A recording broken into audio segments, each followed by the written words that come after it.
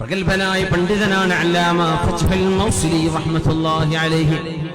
ഹജ്ജിന് പോകുമ്പോൾ മരുഭൂമിയിൽ എവിടെയോ വെച്ചൊരു പിഞ്ചുബാലൻ ഹജ്ജിന് പുറപ്പെടുന്നത് കാണുന്നു. ഇളം കാലുകളാൽ 4-5 വയസ്സുള്ള കുഞ്ഞുമോൻ ചോദിച്ചു, ഫത്ഹുൽ മൗസിലി, എവിടേക്കാണ് മോനെ നീ പോകുന്നത്? സിഫത്തുൽ ഔലിയായിൽ സംഭവം സാഹിബുൽ കിതാബ് അല്ലിഫർ ഉദ്ധരിച്ചിട്ടുണ്ട്. എങ്ങോട്ടാണ് മോനെ നീ പോകുന്നത്? ഞാൻ ഹജ്ജിന് പോവുകയാണ് ഇലാ ബൈതി റബ്ബി, എന്റെ റബ്ബിന്റെ വീട്ടിലേക്കാണ് ഞാൻ പോകുന്നത്. ഒരു പിഞ്ചുകുട്ടി നടന്നാ പോകുന്നത് ഹജ്ജിന്. ഒന്നുമില്ല കുഞ്ഞിന്റെ കയ്യില്, നടന്നു പോവാണ്. മഹാൻ ചോദിച്ചു, മോനെ, ഹജ്ജ് നിർബന്ധമല്ലാത്ത പിഞ്ചുമോനെ, നിങ്ങൾ എന്തിനാണ് ഹജ്ജിന് പുറപ്പെട്ടത്? പറഞ്ഞു, ശൈഖ് അവറുകളെ, പ്രായമുള്ളതാണ് ഫത്ഹുൽ മൗസിലി, എന്നെക്കാളും പ്രായം കുറഞ്ഞ കുഞ്ഞുങ്ങൾ മരിച്ചുപോയത് ഞാൻ കണ്ടു. എനിക്ക് മരണം വരുമോ? അതിന്റെ മുമ്പ് അള്ളാഹുവിന്റെ ഭവനമൊന്ന് കാണണ്ടയോ? അതുകൊണ്ടാണ് ഞാൻ പോകുന്നത്.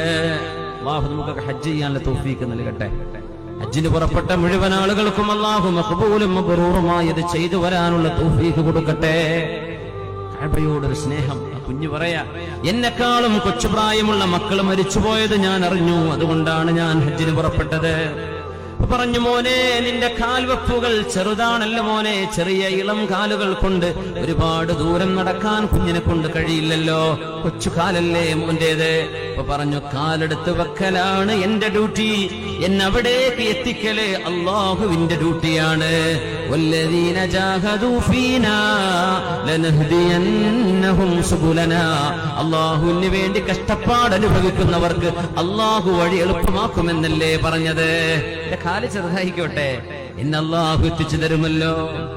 മോനെ, നിന്റെ കയ്യിൽ ഹജ്ജിന്റെ ഈ ദീർഘമായ യാത്രയിൽ 100കണക്കിന് 1000-ഓളം കിലോമീറ്റർ യാത്ര ചെയ്യാൻ ഭക്ഷണമില്ലല്ലോ മോനെ നിന്റെ കയ്യില്. നിനക്ക് ബാക്ക് പാക്ക് ഇല്ലല്ലോ, കയ്യിൽ ഭക്ഷണമില്ലല്ലോ എന്ന് ചോദിച്ചപ്പോൾ പറഞ്ഞു, ഉപ്പാ എന്ന് പറഞ്ഞ് ആ പ്രായമുള്ള മഹാനായ ഫത്ഹുൽ മൗസിലിയോട് പറഞ്ഞു, ആരുടെ കുഞ്ഞാണാവോ ഇത്? ഏത് ഉമ്മയുടെ, ഏത് പുണ്യം ചെയ്ത ഉമ്മാക്കും ഉപ്പാക്കും ജനിച്ച മോനാണിതെന്ന് ചരിത്രത്തിനറിയില്ല. കുഞ്ഞിന്റെ വാപ്പാരാന്നും അറിയില്ല. ചരിത്രം രേഖപ്പെടുത്തപ്പെട്ടു. ഫത്ഹുൽ മൗസിലി ഹജ്ജിന്റെ യാത്രയിൽ കണ്ട ചരിത്രം. കുട്ടി പറഞ്ഞു, സാദി ഫീ ഖൽബി അൽ യഖീൻ, എന്റെ കൽബിന്റെ ഉള്ളിൽ അള്ളാഹുവിനെ കുറിച്ചുള്ള ഉറപ്പുണ്ട്. അള്ളാഹു ആണ് ഭക്ഷണം നൽകുന്നത്, അള്ളാഹു എനിക്ക് ഭക്ഷണം നൽകുമെന്ന ഉറപ്പിലാണ് ഞാൻ പോകുന്നത്. അത് തന്നെയാണ് എന്റെ ഭക്ഷണം. പറഞ്ഞു, മോനെ, ഞാൻ അതല്ല പറഞ്ഞത്, റൊട്ടി വേണ്ടേ, വെള്ളം വേണ്ടേ മോന്റെ കയ്യില്? ആ ഭക്ഷണം എവിടെ? എന്നോട് ചോദിച്ചു, നിങ്ങളുടെ പേരെന്താണ്? കുട്ടി ഇങ്ങോട്ട് ചോദിച്ചു, നിങ്ങളുടെ പേരെന്താ? ഫത്ഹുൽ മൗസിലി, മൗസിലികാരനായ ഇറാഖുകാരനായ പണ്ഡിതനാണ് ഫത്ഹുൽ മൗസിലി. എന്റെ പേര് ഫത്ഹാൻ. എന്റെ കയ്യിൽ ഭക്ഷണമില്ലാത്തത് ചോദിച്ചപ്പോ നിങ്ങളുടെ പേരെന്താ ചോദിച്ചു. യാ ഫത്ഹു അസ്അലുക ഫത്ഹുൽ മൗസിലി, ഞാൻ നിങ്ങളോടൊന്ന് ചോദിച്ചോട്ടെ ഒരു ചോദ്യം. ആ ചോദിക്കും മോനെ. നിങ്ങൾ ആരെങ്കിലും ഒരാള് വിരുന്നിന് വിളിച്ചാൽ ആ വീട്ടിലേക്ക് പോകുമ്പോൾ നിങ്ങൾ ഭക്ഷണം കരുതിയിട്ടാണോ പോകുന്നത്? അതല്ല വിരുന്നുകാരുടെ വീട്ടിലെത്തിയിട്ട് അവരാണോ ഭക്ഷണം നൽകുന്നത്? അവരെന്നെ. ലബ്ബൈക അല്ലാഹുമ്മ ലബ്ബൈക ലബ്ബൈക ലാ ശരീക ലക ലബ്ബൈക, അല്ലാഹുവേ, നിന്റെ വിളിക്ക് ഞാൻ ഉത്തരം തന്നു എന്ന് അല്ല വിളിച്ചിട്ടല്ലേ നമ്മൾ പോകുന്നത്. അള്ളാഹു വിളിച്ചു വരുത്തിയിട്ട് റബ്ബ് ഭക്ഷണം തരില്ല എന്ന് വിചാരിക്കുന്നത് പോലും തെറ്റല്ലയോ? ഒരു കുട്ടിന്റെ ഈമാനാണ് റബ്ബേ. ഇതൊക്കെ നമ്മുടെ കൽബിൽ അതിന് അംശം കിട്ടിയെങ്കിൽ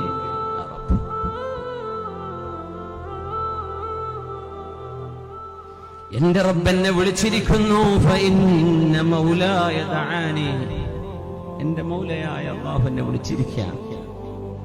ഫഹുവ യുത്ഇമുനി വയസ്ഖീനി, അവൻ എനിക്ക് ഭക്ഷണം നൽകുമല്ലോ, അവൻ എനിക്ക് വെള്ളം തരും. എന്തിനാ ഞാൻ പേടിക്കുന്നത്?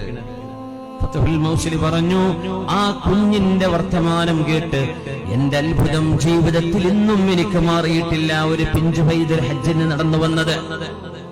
അങ്ങനത്തെ ഈമാനുള്ള മക്കൾ.